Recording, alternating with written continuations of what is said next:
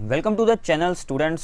ਸੋ ਅੱਜ ਆਪਾਂ ਇਸ ਵੀਡੀਓ ਦੇ ਵਿੱਚ ਪੰਜਾਬ ਦੇ ਵਿੱਚ ਹੋਣ ਵਾਲੇ ਐਗਜ਼ਾਮਸ ਦੇ ਲਈ ਬਹੁਤ ਹੀ ਇੰਪੋਰਟੈਂਟ ਜੀਕੇ ਦੀਆਂ ਪ੍ਰੋਬਲਮਸ ਨੂੰ ਐਕਸਪਲੇਨ ਕਰਾਂਗੇ। ਸੋ ਪੰਜਾਬ ਦੇ ਵਿੱਚ ਜਿੰਨੇ ਵੀ ਗਵਰਨਮੈਂਟ ਜੋਬਸ ਦੇ ਲਈ ਐਗਜ਼ਾਮ ਹੋ ਚੁੱਕੇ ਹਨ ਉਹਨਾਂ ਦੇ ਪ੍ਰੀਵੀਅਸ ਈਅਰ ਪੇਪਰਸ ਦੇ ਵਿੱਚੋਂ ਇਹ ਸਾਰੇ ਜੀਕੇ ਦੇ ਕੁਐਸਚਨਸ ਆਪਾਂ ਡਿਟੇਲ ਦੇ ਵਿੱਚ ਐਕਸਪਲੇਨ ਕਰਨ ਜਾ ਰਹੇ ਹਾਂ।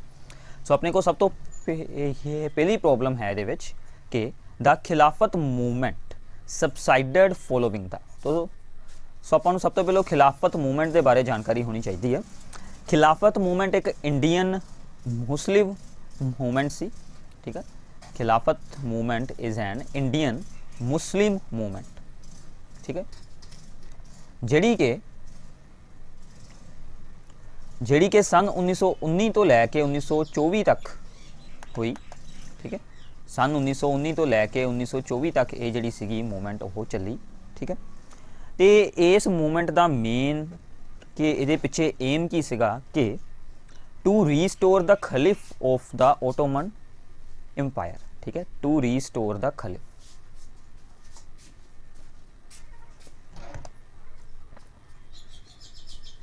To restore the caliph of ये ओटोमन एम्पायर, ठीक है। ओटोमन एम्पायर सीगा भी एक जिहड़ा कि टर्की दे विच सीगा, उत्थे एक जिद्दां अपने राजे हुंदे आ उत्थे एक ये पोजीशन सीगी खलीफ दी, उहनूं इन्हां ने रीस्टोर सीगा ये करवाउणा, उहदे लई ये मूवमेंट नूं शुरू कीता गया सीगा। सबसाइडड मतलब कि ये मूवमेंट मतलब इस मूवमेंट का कह सकते कि एंड जिहड़ा ओह क्यों मतलब हो गया, उहदे पिछे मेन रीजन की सीगा, उहदे पिछे भी मेन रीजन की सीगा अपना ऑप्शन नंबर डी होगा भी इहदे विच करैक्ट कि assumption of the power by Mustafa Kemal Pasha in Turkey and abolition of the Caliphate। की होया कि टर्की दे विच मुस्तफा कैमल ये पाशा जिहड़ा सीगा वो ये पावर दे विच आ गया सीगा, जिन्हें के बाद दे विच खलीफ दी पोजीशन नूं आप ही उत्थों ऐसा देंगे कि दे विच हटा दिता सीगा। इस करके फिर उत्थे जिहड़ी ये खिलाफत मूवमेंट का फिर कोई एम नहीं रहा, इस करके ये खिलाफत मूवमेंट आ जिहड़ी वो इहदा ये अखीर हो चुका सीगा, ठीक है। ये सीगी भी अपनी प्रॉब्लम नंबर फस्ट। हुण आपां चलदे आं अपनी सैकेंड प्रॉब्लम ते। सैकेंड प्रॉब्लम भी अपनी बहुत ही इंपोर्टेंट आ, गदर पार्टी दे नाल रिलेटेड आ कि headquarter of the Ghadar party कित्थे सीगा। गदर पार्टी का हैडक्वार्टर भी सीगा सन फ्रांसिस्को दे विच, ठीक है। गदर पार्टी का ये हैडक्वार्टर सन फ्रांसिस्को दे विच सीगा। गदर पार्टी दे बारे एक चीज़ होर बहुत ज़्यादा इंपोर्टेंट आ जिहड़ी आपां नूं जनरली ही पूछी जाती, वो हैगे भी गदर पार्टी दे जिहड़े एक फाउंडर मैंबर सीगे, ठीक है। इन्हां दे वैसे तो बहुत सारे होणगे फाउंडर, बट उन्हां विचों एक सब तो ज़्यादा जिहड़े आपां नूं पूछे जाते वो हैगे सोहन सिंह भकना, ठीक है। सोहन सिंह भकना बारे जरूर पूछा जाता, जिहड़े कि गदर पार्टी दे एक फाउंडर भी सीगे ते बाद चों इस पार्टी दे प्रेजिडेंट भी इन्हां नूं बनाया गया सीगा। इन्हां ने इस पार्टी नूं स्टार्ट कीता सीगा भी 15 जुलाई 1913 दे विच, ठीक है। ये उत्थे अपनी एक गदर न्यूज़पेपर भी बनाउंदे सीगे, ठीक है, जिहदे विच के करतार सिंह सराभा दे वल्लों बहुत वड्डा योगदान दिता जांदा सीगा गदर न्यूज़पेपर छापण दे विच, ठीक है। ये सारा कुछ गदर पार्टी दे नाल रिलेटेड आ, सोहन सिंह भकना भी ते करतार सिंह सराभा भी, ठीक है। ये तुसीं भी सारियां गल्लां नाल दी नाल याद रखनियां। इस तो अगला देखते हैं भी whom did Gandhi ji regard as his guru in the politics. Gandhi ji का पॉलिटिक्स दे विच गुरु किहनूं मन्निया जांदा सीगा, ठीक है। सो गांधी जी का जिहड़ा सी भी गुरु वो मन्निया जांदा सीगा भी गोपाल कृष्ण गोखले, ठीक है। गोपाल कृष्ण गोखले नूं गांधी जी का पॉलिटिक्स दे विच गुरु मन्निया जांदा सीगा, ठीक है। ते इन्हां बारे भी आपां थोड़ा जिहा होर देखते हैं। ये ते जिहड़े भी इन्हां दे नाल सीगे एक बाल गंगाधर तिलक ते गोपाल कृष्ण गोखले, ठीक है। ये दोनों सेम समय ते ही मतलब हुंदे सीगे, मतलब इन्हां दोनों का वर्किंग जिहड़ा सीगा पीरियड वो दोनों का सेम सीगा। दोनों ही joint secretary of Indian National Congress रह चुके सन, ठीक है। इंडियन नैशनल कांग्रेस के जॉइंट सैकटरी इन्हां नूं ये बनाया जा चुका सीगा, ठीक है। इन्हां बारे ये चीज़ इंपोर्टेंट आ। इस तो इलावा भी ये जिहड़ी एक गल होर इंपोर्टेंट आ कि जिहड़े बाल गंगाधर तिलक आ उन्हां दे उन्होंने एक बहुत ही ज़्यादा इंपोर्टेंट नाम दिता जाता, दैट इज़ द लोकमान्य, ठीक है। बाल गंगाधर तिलक नूं नाम दिता जाता लोकमान्य। ਜਾਂ ਫਿਰ ਇਹਨਾਂ ਨੂੰ ਇੱਕ ਨਾਮ ਹੋਰ ਦਿੱਤਾ ਜਾਂਦਾ, ਉਹ ਵੀ ਬਹੁਤ ਵਾਰੀ ਪੇਪਰਾਂ ਦੇ ਵਿੱਚ ਪੁੱਛਿਆ ਜਾਂਦਾ, ਦ ਫਾਦਰ ਆਫ ਇੰਡੀਅਨ ਅਨਰੈਸਟ। ਠੀਕ ਹੈ, ਇੰਡੀਅਨ ਅਨਰੈਸਟ ਦੇ ਫਾਦਰ ਇਹਨਾਂ ਨੂੰ ਨਾਮ ਦਿੱਤਾ ਜਾਂਦਾ। ਠੀਕ ਹੈ, ਜਾਂ ਫਿਰ ਇਹਨਾਂ ਨੂੰ ਇੱਕ ਨਾਮ ਹੋਰ ਦਿੱਤਾ ਜਾਂਦਾ ਵੀ maker of the modern India. ਠੀਕ ਹੈ, ਮੇਕਰ ਆਫ ਮਾਡਰਨ ਇੰਡੀਆ। ਇਹ ਸਾਰੇ ਵੀ ਬਾਲ ਗੰਗਾਧਰ ਤਿਲਕ ਨੂੰ ਨਾਮ ਦਿੱਤੇ ਜਾਂਦੇ। ਠੀਕ ਹੈ, ਇਸ ਤੋਂ ਇਲਾਵਾ ਵੀ ਜਿਹੜੇ ਆਪਸ਼ਨ ਆ ਵੀ ਇਹਦੇ ਵਿੱਚ ਫਿਰੋਜ਼ ਸ਼ਾਹ ਮਹਿਤਾ, ਇਹਨਾਂ ਦਾ ਵੀ ਇੱਕ ਬਹੁਤ ਇੰਪੋਰਟੈਂਟ ਆ ਵੀ ਜਿਹੜਾ ਇਹਨਾਂ ਨੂੰ ਨਾਮ ਦਿੱਤਾ ਜਾਂਦਾ ਦਾ ਲਾਇਨ ਆਫ ਬੰਬੇ। ਠੀਕ ਹੈ, ਦਾ ਲਾਇਨ ਆਫ ਬੰਬੇ ਇਹਨਾਂ ਨੂੰ ਨਾਮ ਦਿੱਤਾ ਜਾਂਦਾ ਵੀ। ਠੀਕ ਹੈ, ਸੋ ਇਦਾਂ ਦੇ ਇਹਨਾਂ ਦੇ ਜਿਹੜੇ ਇੰਪੋਰਟੈਂਟ ਨੇਮਸ ਆ ਉਹ ਮੈਂ ਤੁਹਾਨੂੰ ਨਾਲ ਦੀ ਨਾਲ ਦੱਸੀ ਜਾਊਂਗਾ, ਉਹ ਤੁਸੀਂ ਜ਼ਰੂਰ ਯਾਦ ਰੱਖਣੇ। ਠੀਕ ਹੈ, ਓਕੇ। ਤੇ ਇਹ ਉੱਥੇ ਵੀ ਇੱਕ ਨਿਊਜ਼ਪੇਪਰ ਟਾਈਪ ਬਣਾਉਂਦੇ ਸਨ ਜਿਹਦਾ ਨਾਮ ਸੀਗਾ ਦਾ ਬੰਬੇ ਕਰੋਨੀਕਲਸ। ਠੀਕ ਹੈ, ਉਹਦੇ ਨਾਲ ਵੀ ਰਿਲੇਟਡ ਸੀਗੇ ਇਹ। ਠੀਕ ਹੈ, ਬਾਕੀ ਵੀ ਤੁਸੀਂ ਇੱਦਾਂ ਜਿੰਨੇ ਵੀ ਆਪਸ਼ਨਸ ਹੁੰਦੇ ਆ ਉਹਨਾਂ ਸਾਰਿਆਂ ਦੇ ਬਾਰੇ ਡਿਟੇਲ ਦੇ ਵਿੱਚ ਜ਼ਰੂਰ ਰੀਡ ਕਰਨਾ, ਕਿਉਂਕਿ ਇਹਨਾਂ ਦੇ ਨਾਲ ਦੀ ਰਿਲੇਟਡ ਚੀਜ਼ ਆਪਾਂ ਨੂੰ ਕੋਈ ਵੀ ਪੁੱਛੀ ਜਾ ਸਕਦੀ ਹੈ। ਠੀਕ ਹੈ, ਇਸ ਤੋਂ ਬਾਅਦ ਚੋਂ ਵੀ ਜਿਹੜੇ ਬੀ ਤੇ ਸੀ ਆਪਸ਼ਨ ਆ ਫਿਰੋਜ਼ ਸ਼ਾਹ ਮਹਿਤਾ ਤੇ ਦਾਦਾ ਭਾਈ ਨਰੋਜੀ, ਇਹ ਦੋਨੋਂ ਹੀ ਇੰਡੀਅਨ ਨੈਸ਼ਨਲ ਕਾਂਗਰਸ ਦੇ ਫਾਊਂਡਰਸ ਦੇ ਵਿੱਚੋਂ ਇੱਕ ਸਨ। ਠੀਕ ਹੈ, ਸੋ ਇਹ ਦੋਨੋਂ ਹੀ ਕੀ ਸਨ ਕਿ ਫਾਊਂਡਰਸ ਆਫ INC। ਤੁਸੀਂ ਸ਼ਾਇਦ ਹਿਸਟਰੀ ਦੇ ਵਿੱਚ ਰੀਡ ਕੀਤਾ ਹੋਊਗਾ ਕਿ ਇੰਡੀਅਨ ਨੈਸ਼ਨਲ ਕਾਂਗਰਸ ਦੇ ਬਹੁਤ ਸਾਰੇ ਫਾਊਂਡਰ ਸਨ, ਉਹਨਾਂ ਵਿੱਚੋਂ ਦੋ ਫਿਰੋਜ਼ ਸ਼ਾਹ ਮਹਿਤਾ ਤੇ ਦਾਦਾ ਭਾਈ ਨਰੋਜੀ ਸੀ। ਦਾਦਾ ਭਾਈ ਨਰੋਜੀ ਦਾ ਵੀ ਇੱਕ ਬਹੁਤ ਇੰਪੋਰਟੈਂਟ ਆ ਨਾਮ, ਇਹਨਾਂ ਨੂੰ ਨਾਮ ਦਿੱਤਾ ਜਾਂਦਾ grand old man of India. ਠੀਕ ਹੈ, ਇਹਨਾਂ ਨੂੰ ਕੀ ਨਾਮ ਦਿੱਤਾ ਜਾਂਦਾ? Grand old man of India. ਠੀਕ ਹੈ, ਸੋ ਇਹ ਵੀ ਸਾਰਿਆਂ ਦੇ ਮੈਂ ਤੁਹਾਨੂੰ ਨਾਮ ਲਿਖਵਾਤੇ ਆ, ਇਹ ਜ਼ਰੂਰ ਯਾਦ ਰੱਖਣੇ ਆ। ਪਲੀਜ਼ ਨਾਲ ਦੀ ਨਾਲ ਇਹ ਸਾਰੀ ਚੀਜ਼ ਨੂੰ ਜ਼ਰੂਰ ਤੁਸੀਂ ਨੋਟ ਡਾਊਨ ਕਰੀ ਜਾਣਾ, ਤੁਹਾਡੇ ਲਈ ਬਹੁਤ ਹੀ ਜ਼ਿਆਦਾ ਯੂਜ਼ਫੁਲ ਹੈ ਇਹ ਸਾਰੀ ਇਨਫੋਰਮੇਸ਼ਨ। ਠੀਕ ਹੈ, ਇਸ ਤੋਂ ਅਗਲੀ ਪ੍ਰੋਬਲਮ ਤੇ ਆ ਵੀ ਹੁਣ ਆਪਾਂ ਮੂਵ ਕਰਦੇ। ਠੀਕ ਹੈ,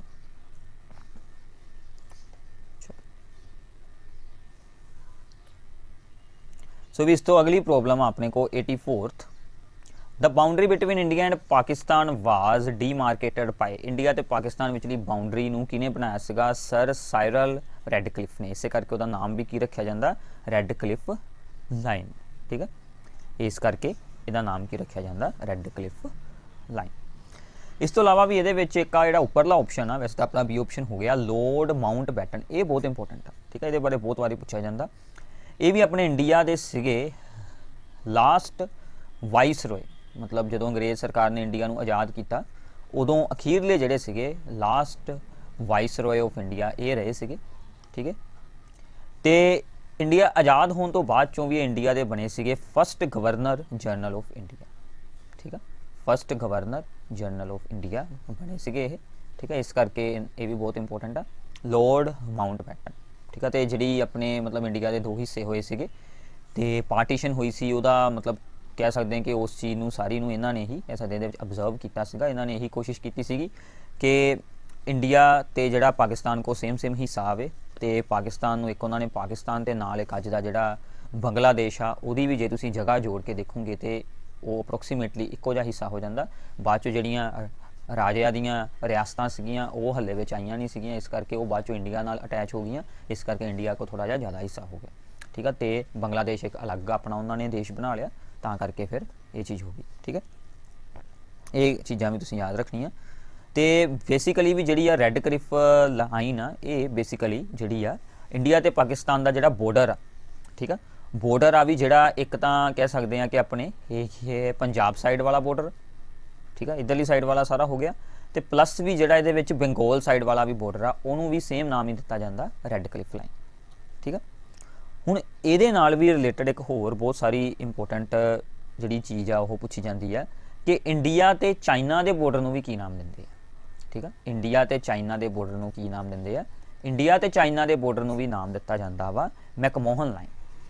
ਠੀਕ ਆ, ਮੈਕਮੋਹਨ ਲਾਈਨ ਇਹਨੂੰ ਨਾਮ ਦਿੱਤਾ ਜਾਂਦਾ। ਠੀਕ ਆ, ਇਹ ਵੀ ਬਹੁਤ ਇੰਪੋਰਟੈਂਟ ਆ, ਇਹ ਵੀ ਤੁਸੀਂ ਯਾਦ ਰੱਖਣਾ।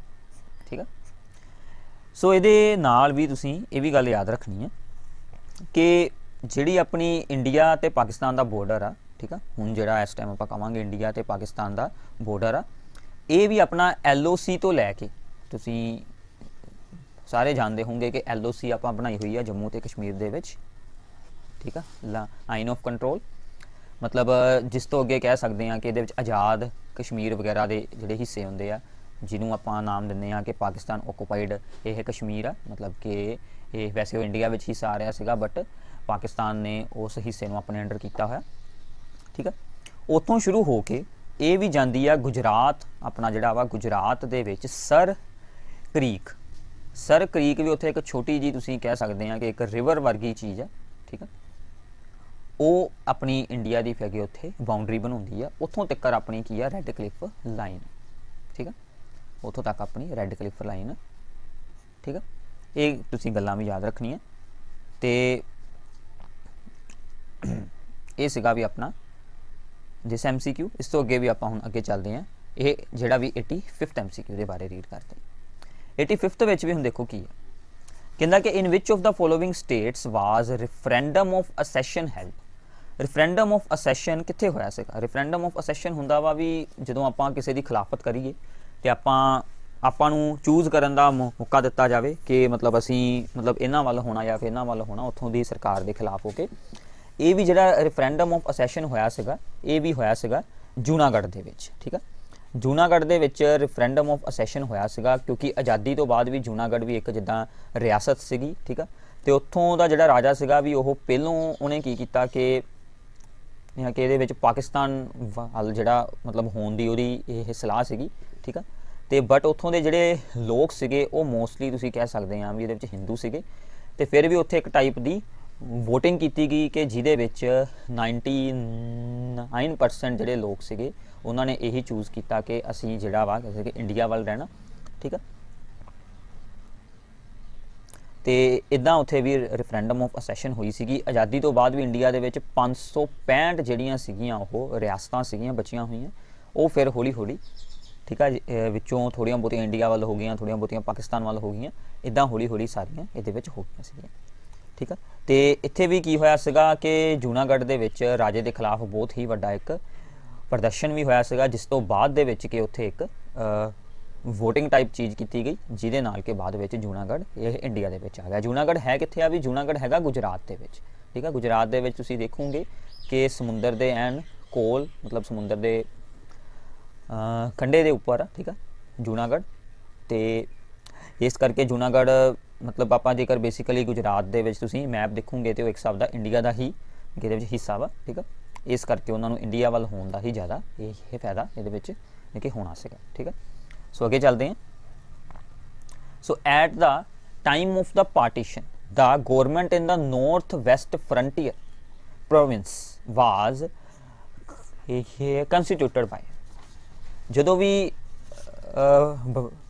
ਦੇਖੇ ਇਹਦੇ ਵਿੱਚ ਆਪਣੇ ਕੋਲ ਜਦੋਂ ਵੀ ਇੰਡੀਆ ਤੇ ਪਾਕਿਸਤਾਨ ਦੀ ਪਾਰਟੀਸ਼ਨ ਹੋਈ ਸੀਗੀ, ਉਸ ਟਾਈਮ ਤੇ ਨਾਰਥ ਵੈਸਟ ਫਰੰਟੀਅਰ ਪ੍ਰੋਵਿੰਸੀ ਦੇ ਉੱਪਰ ਕਿਹਦਾ ਰਾਜ ਸੀਗਾ, ਠੀਕ ਹੈ, ਕਿਹਨਾਂ ਦੀ ਉੱਥੇ ਇਹ ਸਰਕਾਰ ਚੱਲਦੀ ਸੀਗੀ? ਉਸ ਟਾਈਮ ਤੇ ਵੀ ਉੱਥੇ ਸਰਕਾਰ ਚੱਲਦੀ ਪਈ ਸੀਗੀ ਕਾਂਗਰਸ ਪਾਰਟੀ ਦੀ। ਇਹ ਨਾਰਥ ਵੈਸਟ ਇਹ ਫਰੰਟੀਅਰ ਪ੍ਰੋਵਿੰਸੀ ਕੀ ਹੈ? ਇਹ ਵੀ ਜੇ ਤੁਸੀਂ ਅੱਜ ਦੇ ਮੈਪ ਦੇ ਹਿਸਾਬ ਨਾਲ ਦੇਖੋਗੇ ਤੇ ਪਾਕਿਸਤਾਨ ਦਾ ਹਿੱਸਾ ਵਾ। ਪਾਕਿਸਤਾਨ ਦਾ ਹਿੱਸਾ ਵੀ ਜਿਹਨੂੰ ਅੱਜ ਉਹਨਾਂ ਨੇ ਨਾਮ ਦਿੱਤਾ ਹੋਇਆ ਖੈਬਰ ਇਹ ਪਖਤੂਨਖਵਾ, ਠੀਕ ਆ, ਉੱਥੋਂ ਦੀ ਇੱਕ ਸਟੇਟ ਆ। ਤੇ ਖੈਬਰ ਪਖਤੂਨਖਵਾ ਜਿਹਦੀ ਕਿ ਰਾਜਧਾਨੀ ਤੁਸੀਂ ਦੇਖੋਗੇ ਤੇ ਪੇਸ਼ਾਵਰ ਆ, ਠੀਕ ਆ। ਤੇ ਪੇਸ਼ਾਵਰ ਦਾ ਨਾਮ ਤੁਸੀਂ ਸਾਰਿਆਂ ਨੇ ਜ਼ਰੂਰ ਸੁਣਿਆ ਹੋਊਗਾ। ਉਹ ਜਿਹੜਾ ਇਲਾਕਾ ਸੀਗਾ, ਠੀਕ ਆ, ਉੱਥੇ ਉਸ ਟਾਈਮ ਤੇ ਕਾਂਗਰਸ ਪਾਰਟੀ ਦਾ ਰਾਜ ਹੁੰਦਾ ਸੀਗਾ, ਠੀਕ ਆ। ਤੇ ਕਾਂਗਰਸ ਪਾਰਟੀ ਨੇ ਵੀ ਉੱਥੇ 16 ਮਾਰਚ ਤੋਂ ਲੈ ਕੇ 16 ਮਾਰਚ 1945 ਤੋਂ ਲੈ ਕੇ ਤੇ 1947 ਤੱਕ ਉੱਥੇ ਰਾਜ ਕੀਤਾ ਸੀਗਾ, ਠੀਕ ਆ, 22 ਅਗਸਤ 1947 ਤੱਕ। ਤੇ ਉਹਨਾਂ ਦੀ ਉੱਥੇ ਇਹ ਸਰਕਾਰ ਸੀਗੀ। ਬਾਅਦ ਦੇ ਵਿੱਚ ਤਾਂ ਦੋ ਪਾਰਟਸ ਹੋ ਗਏ ਸੀ। Number 88 who is the supreme commander of the ਇਹ armed forces of India. Armed forces of India ਦਾ ਸੁਪਰੀਮ ਕਮਾਂਡਰ ਕੌਣ ਹੁੰਦਾ? ਕੌਣ ਹੁੰਦਾ ਵੀ? ਪ੍ਰੈਜ਼ੀਡੈਂਟ ਆਫ ਇੰਡੀਆ, ਠੀਕ ਹੈ। ਪ੍ਰੈਜ਼ੀਡੈਂਟ ਆਫ ਇੰਡੀਆ ਜਿਹੜਾ ਉਹ ਆਪਣੀਆਂ ਸਾਰੀਆਂ ਹੀ ਆਰਮਡ ਫੋਰਸਿਸ ਦਾ ਸੁਪਰੀਮ ਕਮਾਂਡਰ, ਠੀਕ ਹੈ। ਇਸ ਤੋਂ ਅਗਲਾ MCQ 89 ਦਾ ਵਾਈਸ ਪ੍ਰੈਜ਼ੀਡੈਂਟ ਇਜ਼ ਦਾ ਦੇ ਵਿੱਚ ex officio chairman of. Vice president ਜਿਹੜੇ ਹੁੰਦੇ ਆ ਉਹ ਹਮੇਸ਼ਾ ਹੀ ਚੇਅਰਮੈਨ ਹੁੰਦੇ ਰਾਜ ਸਭਾ ਦੇ, ਠੀਕ ਹੈ। ਵੈਸੇ ਰਾਜ ਸਭਾ ਦਾ ਕੋਈ ਆਫੀਸ਼ੀਅਲੀ ਕੋਈ ਮਤਲਬ ਇੱਦਾਂ ਉੱਥੇ ਇੱਕ ਚੇਅਰਮੈਨ ਦੀ ਅਲੱਗ ਪੋਸਟ ਨਹੀਂ ਹੁੰਦੀ। ਵਾਈਸ ਪ੍ਰੈਜ਼ੀਡੈਂਟ ਹੀ ਉੱਥੋਂ ਦਾ ਚੇਅਰਮੈਨ ਹੁੰਦਾ। ਇਹਨੂੰ ਆਪਾਂ ਕਹਿੰਦੇ ਨੇ ਐਕਸ ਅਫੀਸ਼ੀਓ ਚੇਅਰਮੈਨ। ਮਤਲਬ ਜਿਹੜਾ ਵੀ ਬੰਦਾ ਵਾਈਸ ਪ੍ਰੈਜ਼ੀਡੈਂਟ ਬਣੂਗਾ ਉਹਨੇ ਆਟੋਮੈਟਿਕਲੀ ਹੀ ਰਾਜ ਸਭਾ ਦਾ ਚੇਅਰਮੈਨ ਹੋਣਾ, ਠੀਕ ਹੈ। ਇਹਦੇ ਵਿੱਚ ਵੀ ਜਿਹੜੇ ਇੱਕ ਦੋ ਆਪਸ਼ਨ ਹੋਰ ਆ ਉਹਨਾਂ ਬਾਰੇ ਮੈਂ ਤੁਹਾਨੂੰ ਥੋੜੀ ਜੀ ਜਾਣਕਾਰੀ ਦਿੰਦਾ ਕਿਉਂਕਿ ਇਹ ਵੀ ਇੰਪੋਰਟੈਂਟ ਆ। ਤੇ ਇਸ ਤੋਂ ਪਹਿਲਾਂ ਵੀ ਸਭ ਤੋਂ ਪਹਿਲਾਂ ਕਿ ਆਪਣੇ ਹੁੰਦੇ ਰਾਜ ਸਭਾ ਹੁੰਦੇ ਆਪਣੇ ਵਾਈਸ ਪ੍ਰੈਜ਼ੀਡੈਂਟ ਦਾ ਕੀ ਨਾਮ ਉਹ ਤੁਸੀਂ ਜ਼ਰੂਰ ਯਾਦ ਰੱਖਣਾ, ਠੀਕ ਆ। ਇਹਨਾਂ ਦਾ ਹੁਣ ਵਾਲੇ ਜਿਹੜੇ ਆਪਣੇ ਹੈਗੇ ਵੀ ਵਾਈਸ ਪ੍ਰੈਜ਼ੀਡੈਂਟ, ਇਹਨਾਂ ਦਾ ਨਾਮ ਹੈਗਾ ਵੀ ਵੈਂਕਈਏ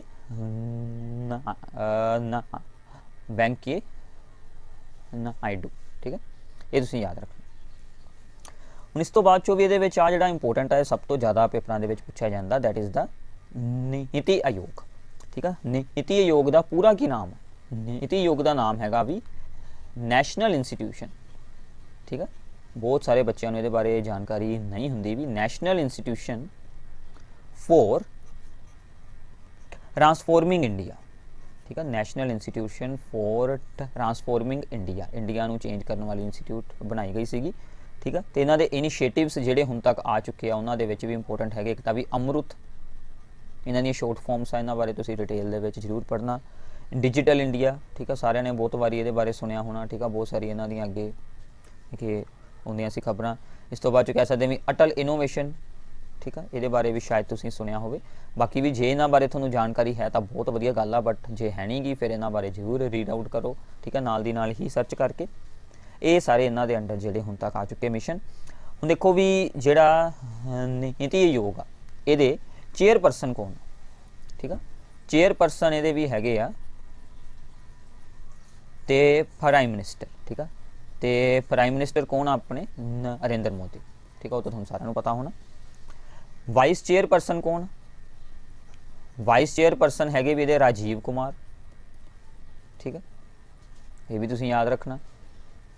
ਇਸ ਤੋਂ ਬਾਅਦ ਚ ਵੀ ਇਹਦੇ ਸੀਈਓ ਬਾਰੇ ਵੀ ਬਹੁਤ ਸਾਰੇ ਪੇਪਰਾਂ ਦੇ ਵਿੱਚ ਆਇਆ ਹੈ, ਚਾਹੇ ਤੁਸੀਂ ਪੇਪਰ ਜਦੋਂ ਸੋਲਵ ਕਰੋਗੇ ਤੁਹਾਨੂੰ ਇਹਦੇ ਬਾਰੇ ਪਤਾ ਲੱਗੂਗਾ। ਸੀਈਓ ਹੈਗੇ ਵੀ ਇਹਦੇ ਵਿੱਚ ਅਮਿਤਾਭ ਕੰਟ, ਠੀਕ ਆ। ਇਹ ਸਾਰੇ ਵੀ ਤੁਸੀਂ ਯਾਦ ਰੱਖਣੇ, ਕੌਣ ਸੀਈਓ ਆ, ਕੌਣ ਇਹਦਾ ਚੇਅਰਪਰਸਨ ਆ। ਇਹਨੂੰ ਬਣਾਇਆ ਗਿਆ ਸੀਗਾ ਵੀ ਨੀਤੀ ਆਯੋਗ ਨੂੰ ਤੇ 1 ਜਨਵਰੀ 2015 ਦੇ ਵਿੱਚ, ਮਤਲਬ ਆ ਜਿਹੜੀ ਹੁਣ ਵਾਲੀ ਸਰਕਾਰ ਆ ਜਿਹਨੂੰ ਆਪਾਂ ਕਹਿ ਦਿੰਦੇ ਇਹਦੇ ਵਿੱਚ ਐਨਡੀਏ ਦੀ ਸਰਕਾਰ ਆ, ਐਨਡੀਏ ਦੀ ਸਰਕਾਰ ਨੇ ਇਹਨਾਂ ਨੂੰ ਬਣਾਇਆ ਸੀਗਾ। ਤੇ ਇਹਦਾ ਵੀ ਇਹਦੇ ਵਿੱਚ ਹੈੱਡ ਕੁਆਟਰ ਆ ਹੈਗਾ ਨਿਊ ਦਿੱਲੀ ਦੇ ਵਿੱਚ, ਠੀਕ ਆ। ਨਿਊ ਦਿੱਲੀ ਦੇ ਵਿੱਚ ਇਹਨਾਂ ਦਾ ਇਹਦੇ ਵਿੱਚ ਨਿਕੋਲ ਨੇਵੀ ਦੇ ਹੈੱਡ ਕੁਆਟਰ, ਠੀਕ ਆ। ਸੋ ਇਹਦੇ ਬਾਰੇ ਵੀ ਤੁਸੀਂ ਯਾਦ ਰੱਖਣਾ। ਤੇ ਆ ਜਿਹੜਾ ਵੀ ਨੈਸ਼ਨਲ ਡਿਵੈਲਪਮੈਂਟ ਕੌਂਸਲ ਇੰਨੀ ਕੋਈ ਖਾਸ ਇੰਪੋਰਟੈਂਟ ਨਹੀਂ ਹੈਗੀ ਕਿਉਂਕਿ ਹੁਣ ਇਹਦਾ ਕੋਈ ਖਾਸ ਰੋਲ ਨਹੀਂ ਰਿਹਾ, ਠੀਕ ਆ। ਇਸ ਕਰਕੇ ਆਪਣਾ ਆ ਇੱਕ ਇੰਪੋਰਟੈਂਟ ਸੀਗਾ, ਉਹਦੇ ਬਾਰੇ ਮੈਂ ਤੁਹਾਨੂੰ ਜਾਣਕਾਰੀ ਆਲਰੇਡੀ ਦੇ ਦਿੱਤੀ ਹੈ, ਠੀਕ ਆ। ਸੋ ਆਪਾਂ ਹੁਣ ਅੱਗੇ ਚੱਲਦੇ ਹਾਂ। ਇਹਦਾ ਆਪਸ਼ਨ ਸੀਗਾ ਵੈਸੇ ਰਾਜ ਸਭਾ, ਠੀਕ ਆ, ਇਹਦਾ ਆਨਸਰ।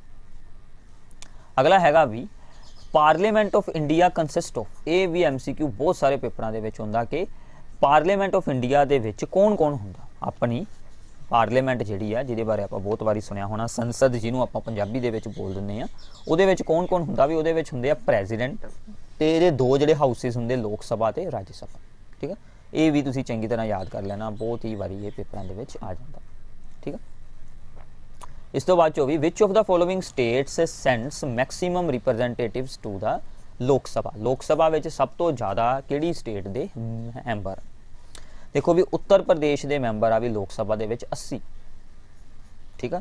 ਵੈਸਟ ਬੰਗਾਲ ਦੇ ਮੈਂਬਰ ਆ ਵੀ 42 ਤੇ ਇਹਨਾਂ ਦੇ ਹੈਗੇ ਵੀ 29। ਮੱਧ ਪ੍ਰਦੇਸ਼ ਹਿਮਾਚਲ ਦੇ ਸਿਰਫ 4 ਆ। ਤੇ ਜੇ ਤੁਸੀਂ ਪੰਜਾਬ ਦੀ ਗੱਲ ਕਰੋ, ਪੰਜਾਬ ਦੇ ਵਿੱਚ ਵੀ ਕਿੰਨੀਆਂ ਸੀਟਾਂ ਹੁੰਦੀਆਂ ਲੋਕ ਸਭਾ ਦੀਆਂ? ਇਹ ਤਾਂ ਵੀ ਤੁਹਾਨੂੰ ਸਾਰਿਆਂ ਨੂੰ ਜ਼ਰੂਰ ਪਤਾ ਹੋਣਾ ਚਾਹੀਦਾ। ਪਿਛਲੀ ਵਾਰ ਕਿੰਨੀਆਂ ਸੀਗੀਆਂ ਵੀ ਇਹਦੇ ਵਿੱਚ? ਇਹ 30, ਠੀਕ ਆ।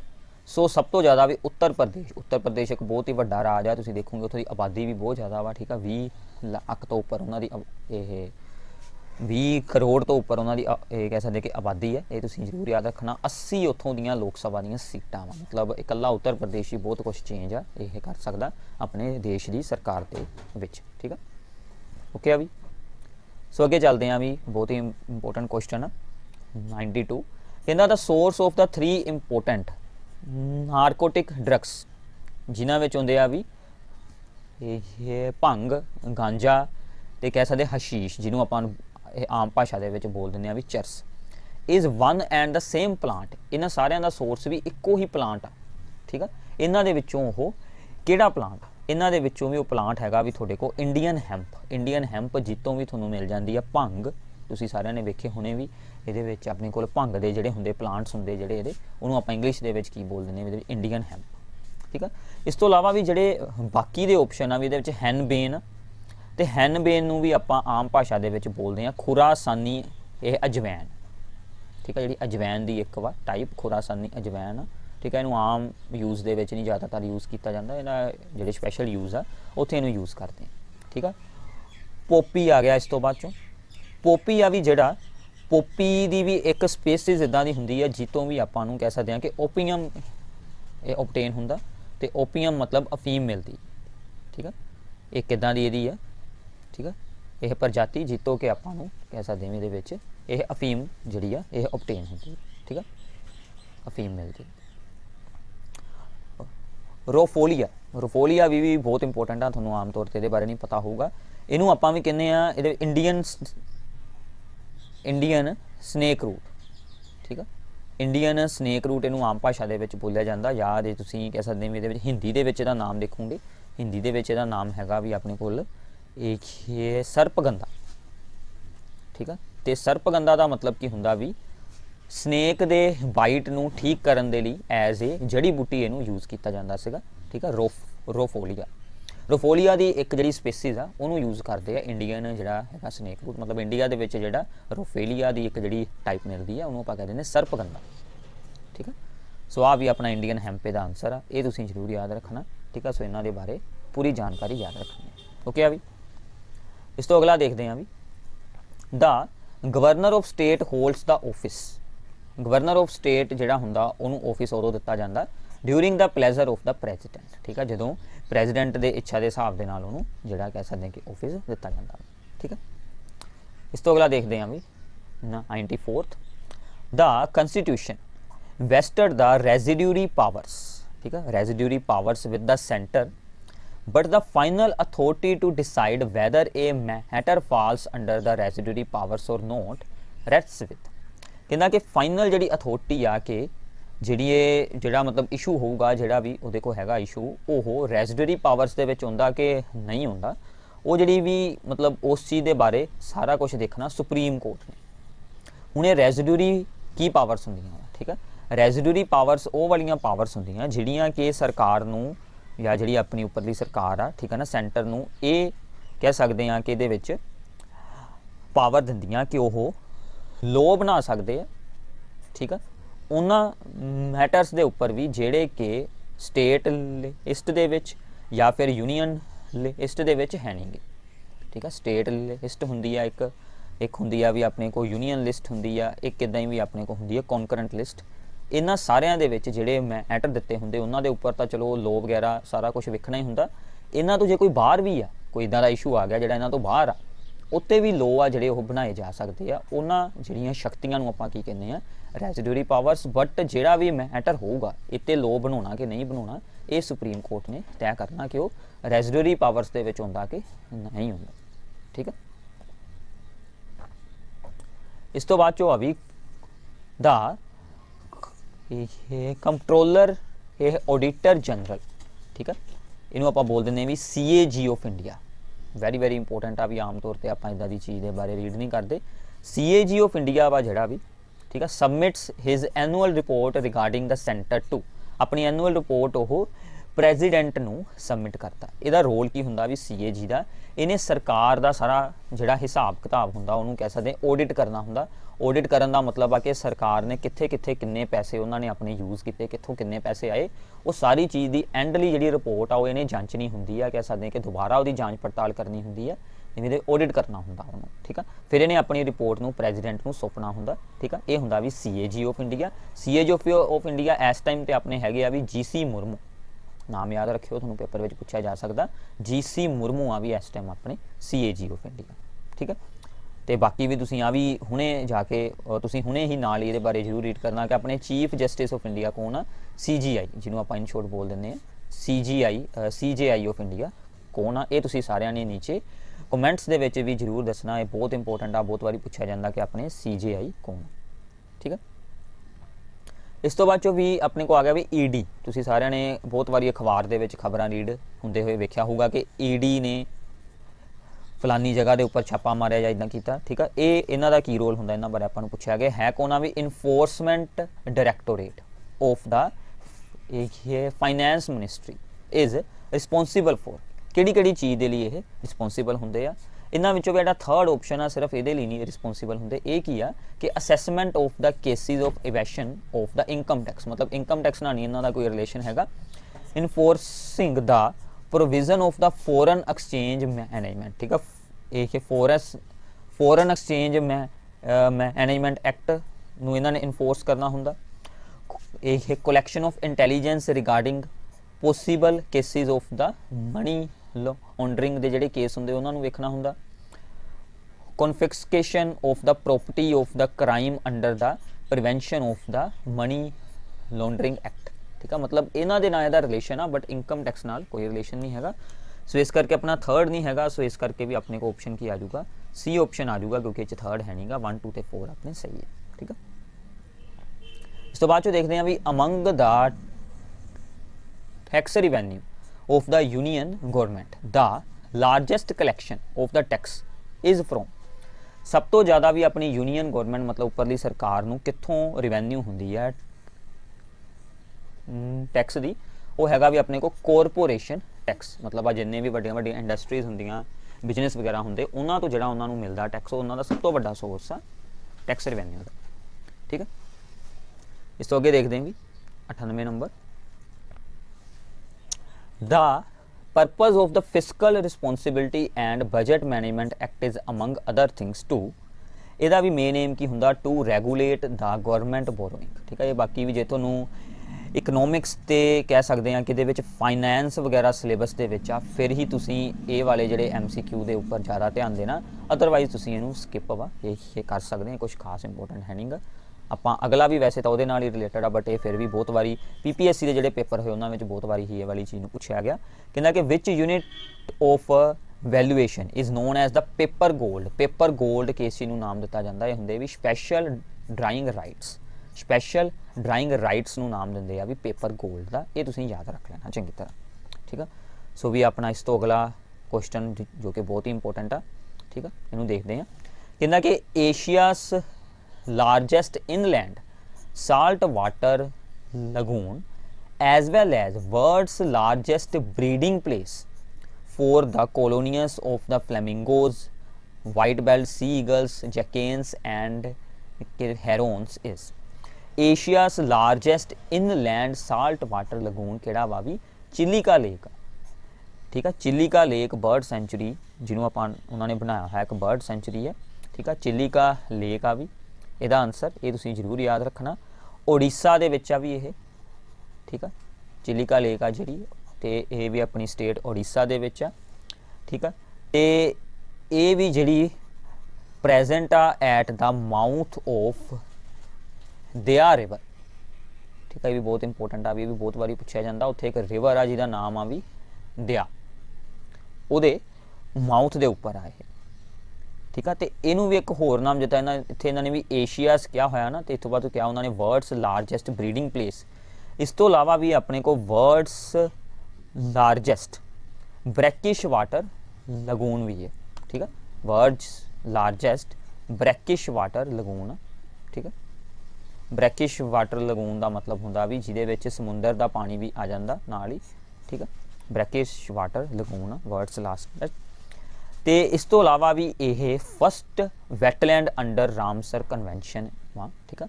ये अपनी एक रामसर साइट भी हो जाती है, रामसर साइट्स होंदियां भी, रामसर वैटलैंड्स होंदे मोस्टली उन्होंने रामसर साइट्स का नाम देंगे, वो भी आ भी ये एक चिलिका लेक बर्ड सेंचुरी है जी, ठीक है। ओके आ भी इत्थों तक, ठीक है। तो इस तो अलावा भी जोड़े ऑप्शन आ उन्होंने बारे भी तुहानूं जरूर जानकारी होनी चाहिए। बीतरकनिका वाइल्ड लाइफ सेंचुरी है जी, वो भी तुसीं याद रखना भी ये ओडिशा दे विच ही है, ठीक है। तो ये भी थोड़ी कि ओडिशा दे विच ही है बीतरकनिका वाइल्ड लाइफ सेंचुरी है जी, ठीक है। तो ये बारे भी थोड़ा जिहा तुसीं होर याद रख सकते हैं। इत्थे एक जानवर पाया जाता that is the salt water crocodile, ये उहदे लई मशहूर है, ठीक है। साल्ट वाटर क्रोकोडाइल जिहड़ा कि साल्ट वाटर का अगर माछा वो इत्थे बहुत ज़्यादा ये पाया जाता, ठीक है। तो इसे दे विच भी बहुत सारे मैंग्रोव्स भी है, वो भी तुसीं याद रखने हैं, ठीक है। उन्हां बारे भी किसी वेले तुहानूं पुछया जा सकदा, ठीक है। चलो होर भी इस तो अलावा जिहड़ा अपना बी ऑप्शन, ठीक है, ਤੇ ਵੀ ਜਿਹੜੇ ਇਹ ਭੀਤਰਕਨਿਕਾ ਵਾ ਵਾਈਲਡ ਲਾਈਫ ਸੈਂਚੁਰੀ ਵੀ ਇੱਕ ਰਾਮਸਰ ਸਾਈਟ ਆ, ਠੀਕ ਆ, ਇਹ ਵੀ ਇੱਕ ਰਾਮਸਰ ਸਾਈਟ ਆ। ਵੀ ਤੁਸੀਂ ਆਪਾਂ ਰੀਡ ਤਾਂ ਚਲੋ ਇਹਦੇ ਬਾਰੇ ਕਰਦੇ ਪਏ ਆ। ਤੁਹਾਨੂੰ ਪਤਾ ਕਿ ਪੰਜਾਬ ਦੇ ਵਿੱਚ ਕੋਈ ਰਾਮਸਰ ਸਾਈਟ ਹੈਗੀ ਜਾਂ ਰਾਮਸਰ ਵੈਟਲੈਂਡ? ਪੰਜਾਬ ਦੇ ਵਿੱਚ ਵੀ ਇੱਕ ਤਾਂ ਤੁਹਾਡੇ ਕੋਲ ਹਰੀਕੇ, ਬਾਕੀ ਤੁਸੀਂ ਵੀ ਆਪ ਦੇਖਣੇ ਆ ਤੇ ਨੀਚੇ ਮੈਨੂੰ ਕਮੈਂਟ ਬਾਕਸ ਦੇ ਵਿੱਚ ਦੱਸਣਾ ਕਿ ਪੰਜਾਬ ਦੇ ਵਿੱਚ ਕਿਹੜੇ ਕਿਹੜੇ ਵੈਟਲੈਂਡ ਆ ਜਾਂ ਫਿਰ ਕਿਹੜੀਆਂ ਕਿਹੜੀਆਂ ਰਾਮਸਰ ਸਾਈਟਸ ਆ, ਠੀਕ ਆ, ਇਹ ਤੁਸੀਂ ਨੀਚੇ ਕਮੈਂਟਸ ਦੇ ਵਿੱਚ ਜ਼ਰੂਰ ਦੱਸਣਾ। ਇਸ ਤੋਂ ਅਗਲੀ ਆ ਵੀ ਜਿਹੜੀ that is the Ranganathittu wildlife sanctuary. ਇਹ ਹੈਗੀ ਆ ਵੀ ਕਰਨਾਟਕਾ ਦੇ ਵਿੱਚ, ਠੀਕ ਆ, ਤੇ ਕਰਨਾਟਕਾ ਸਟੇਟ ਦੀ ਵੀ ਸਭ ਤੋਂ ਵੱਡੀ ਆ ਇਹ ਵਾਈਲਡ ਲਾਈਫ ਸੈਂਚੁਰੀ। ਇਹਨੂੰ ਇੱਕ ਹੋਰ ਨਾਮ ਦਿੰਦੇ ਆ ਤੇ ਵੀ ਇਹਦੇ ਵਿੱਚ ਪਕਸ਼ੀ ਕਾਸ਼ੀ, ਕੀ ਨਾਮ ਦਿੰਦੇ ਵੀ ਇਸ ਵਾਈਲਡ ਲਾਈਫ ਸੈਂਚੁਰੀ ਨੂੰ? ਪਕਸ਼ੀ ਕਾਸ਼ੀ ਆਫ ਦਾ ਇਹ ਕਰਨਾਟਕਾ, ਠੀਕ ਆ, ਇਹ ਵੀ ਤੁਸੀਂ ਯਾਦ ਰੱਖ ਸਕਦੇ ਹੋ। ਤੇ ਜਿਹੜੀ ਵੀ ਆ ਰਹਿ ਗਈ ਆਪਣੀ C option that is the Thattekad wildlife sanctuary bird sanctuary. ਇਹ ਵੀ ਆਪਣੀ ਪ੍ਰੈਜ਼ੈਂਟ ਆ in the state of the Kerala, ਠੀਕ ਆ, ਤੇ ਕੇਰਲਾ ਦੇ ਵਿੱਚ ਵੀ ਇਹ ਸਭ ਤੋਂ ਇਹ ਪਹਿਲੀ ਜਿਹੜੀ ਬਰਡ ਸੈਂਚੁਰੀ ਬਣਾਈ ਗਈ ਸੀਗੀ, ਠੀਕ ਆ, ਤੇ ਇਹ ਵੀ ਇੱਥੇ ਮਿਲਦੀ, ਠੀਕ ਆ। ਸੋ ਇਹ ਵੀ ਇਹਨਾਂ ਬਾਰੇ ਜਿਹੜੀ ਐਕਸਟਰਾ ਇਨਫੋਰਮੇਸ਼ਨ ਸੀਗੀ ਉਹ ਮੈਂ ਤੁਹਾਨੂੰ ਦੱਸੀ ਹੈ, ਠੀਕ ਆ। ਤੇ ਇੱਦਾਂ ਤੁਸੀਂ ਵੀ ਸਾਰੀ ਇਨਫੋਰਮੇਸ਼ਨ ਇਹਨਾਂ ਦੀ ਜ਼ਰੂਰ ਨਾਲ ਦੀ ਨਾਲ ਨੋਟ ਡਾਊਨ ਕਰੀ ਜਾਣੀ ਹੈ। ਤੇ ਇੱਦਾਂ ਦੀਆਂ ਹੋਰ ਵੀਡੀਓਜ਼ ਵੀ ਤੁਹਾਨੂੰ ਸਾਡੇ ਇਸੇ ਹੀ ਚੈਨਲ 'ਤੇ ਮਿਲਦੀਆਂ ਰਹਿਣਗੀਆਂ। ਸੋ ਇਸ ਕਰਕੇ ਚੈਨਲ ਨੂੰ ਸਬਸਕ੍ਰਾਈਬ ਕਰ ਲਓ ਐਂਡ ਨਾਲ ਦੀ ਨਾਲ ਆਪਣੇ ਸਾਰੇ ਫਰੈਂਡਸ ਨੂੰ ਇਹਨਾਂ ਵੀਡੀਓਜ਼ ਨੂੰ ਜ਼ਰੂਰ ਸ਼ੇਅਰ ਕਰੋ। Thanks for watching this video.